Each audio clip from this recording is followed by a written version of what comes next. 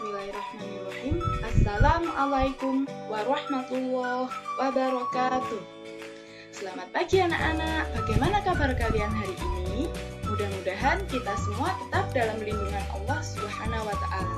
Nah, anak-anak, jumpa lagi dengan Ustazah Anita di video ketiga.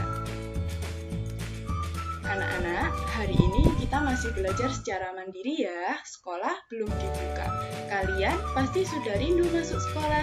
Jangan khawatir, kalian tetap akan belajar walaupun di rumah. Anak-anak, masih ingat kan protokol kesehatannya? Apa saja? Yang pertama yaitu tidak lupa pakai masker. Yang kedua, sedia hand sanitizer kemana-mana. Yang ketiga, tetap jaga jarak. Yang keempat, sering cuci tangan pakai sabun dengan air mengalir. Anak-anakku, jangan lupa ya, tetap sholat 5 waktu, mengaji dan murojaah, dan yang terakhir, tetap semangat belajar.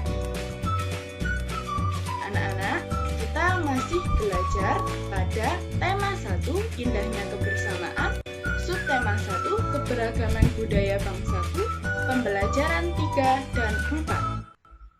Sebelum memulai pembelajaran, mari kita berdoa terlebih dahulu. Berdoa mulai. Rabbi zidni ilma warzuqni fahma. Amin.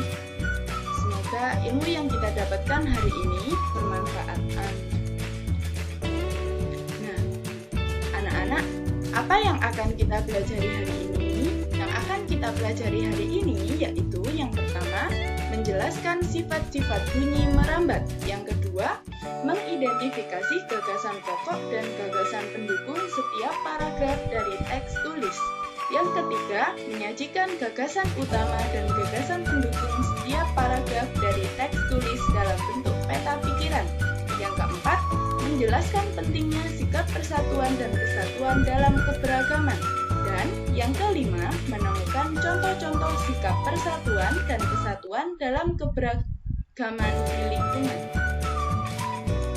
Anak-anak, bagaimana sih bunyi dapat sampai ke telinga kita? Ayo. Bunyi merupakan gelombang yang perambatan arahnya sejajar dengan arah getarnya. Bunyi dapat terdengar jika memenuhi syarat sebagai berikut, yaitu yang pertama ada sumber bunyi, yang kedua ada media penghantar, dan yang ketiga ada pendengar.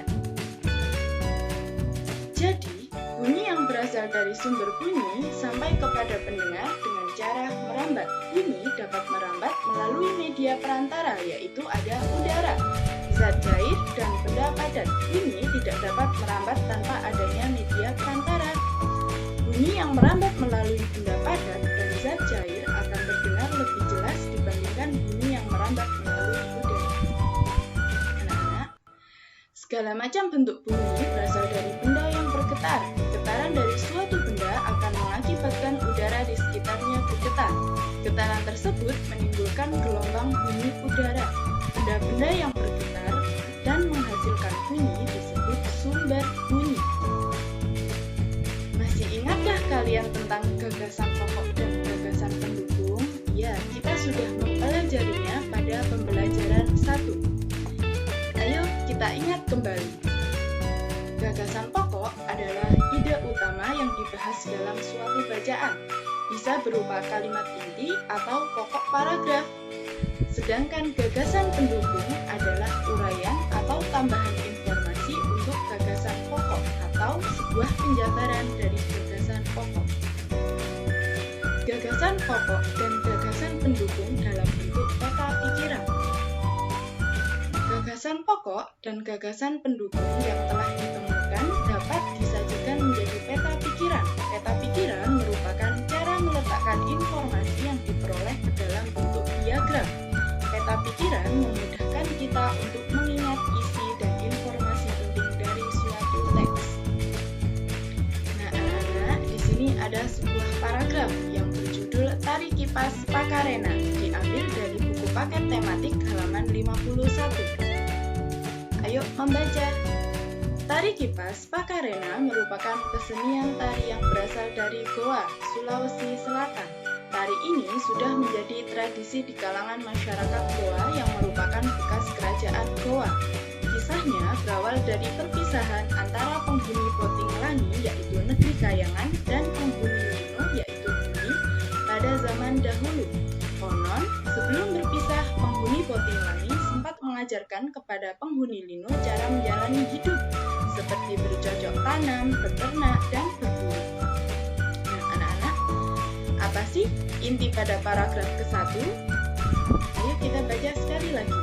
Pada paragraf ke-1 yaitu, tari kipas Pakarena merupakan kesenian tari yang berasal dari Goa, Sulawesi Selatan. Tari ini sudah menjadi tradisi di kalangan masyarakat Goa yang merupakan bekas kerajaan Goa.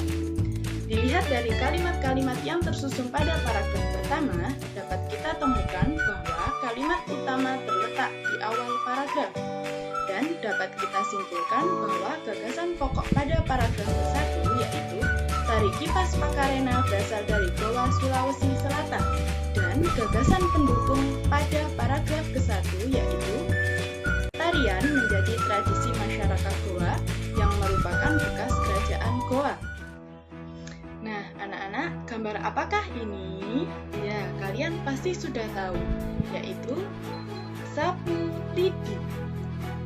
Anak-anak, coba di rumah lakukan kegiatan berikut.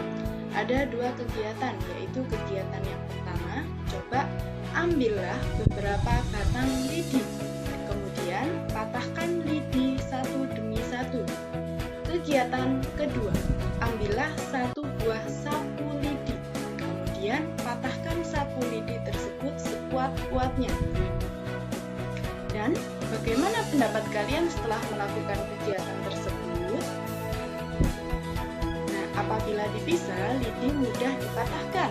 Sebaliknya, lidi yang disatukan tidak mudah dipatahkan. Hal itu menunjukkan arti persatuan. Meskipun berbeda-beda ukuran, lidi yang disatukan tidak mudah dipatahkan dan hal itu membuktikan persatuan bukan berarti keseragaman.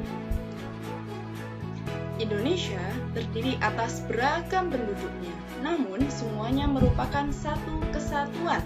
Oleh karena itu, bangsa Indonesia memerlukan persatuan agar menjadi bangsa yang kuat. Sebagai rakyat Indonesia, kita harus menunjukkan sikap menjaga persatuan dan kesatuan bangsa, yaitu yang pertama, menghormati teman beribadah, yang kedua, tidak membeda-bedakan teman yang berbeda suku, yang ketiga, menghormati teman yang sedang menyampaikan pendapat, yang keempat, meminta maaf jika melakukan kesalahan, dan yang kelima, menghormati keragaman budaya lain. Keutuhan sebuah negara menjadi tanggung jawab seluruh rakyat, termasuk juga kita. Oleh karena itu, kita sebagai warga negara Indonesia harus berpartisipasi menjaga keutuhan negara. Kita harus menunjukkan sikap yang mendukung persatuan dan kesatuan dimanapun kita berada. Nah, anak-anak, tugas kalian di rumah hari ini yaitu diskusikan hal-hal berikut bersama orang tuamu. A. Sebutkan contoh-contoh sikap yang mencerminkan persatuan dan kesatuan di lingkungan sekolah dan di lingkungan masyarakat. B. Sebutkan 3 manfaat menjaga persatuan dan kesatuan di lingkungan sekolah dan di lingkungan masyarakat. Anak-anak, kerjakan juga LKS tema 1 halaman 15-16 pada kegiatan Ayo Membaca dan pada kegiatan Evaluasi Pembelajaran 3. Terima kasih. Jumpa lagi dengan Ustazah Anita di video berikutnya. Dan tidak lupa anak-anak jaga kesehatan, jaga kebersihan, dan